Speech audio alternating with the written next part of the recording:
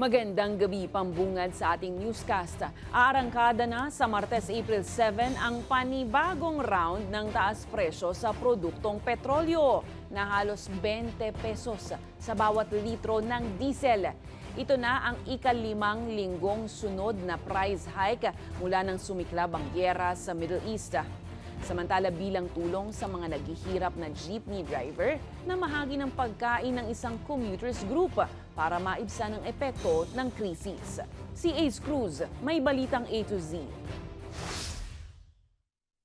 Sa ika-5 linggo mula nang sumiklab ang gyera sa Middle East, aarangkada sa Martes, April 7 ang panibagong round ng mega oil price hike. Pinakamataas pa rin sa diesel na 20 pesos ang itataas sa kada litro, 9 pesos and 10 centavos naman sa kerosene at halos 6 pesos sa bawat litro ng gasolina.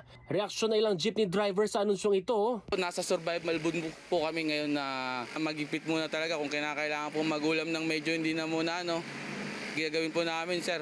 Ang mga empleyado naman na pwersado magmotor araw-araw kailangan magtipid sa ibang gastusin. Dati kasi ang full tank ko is 180 lang.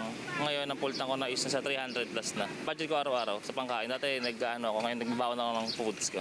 Mula March 10 hanggang March 31, mahigit 70 pesos na ang itinaas ng presyo ng litro ng diesel.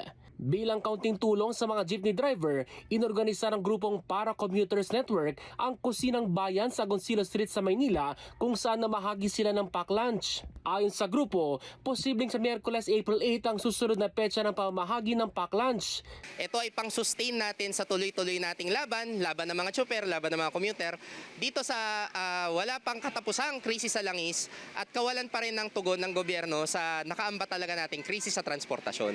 At kung bubuhos sa mga donasyon ay posibleng makapagbahagi na sila ng relief package sa mga driver. Umapila rin ang grupo sa pamahalaan na ipatupad na ang pagsuspindi o pagbasura sa buwis sa produktong petrolyo.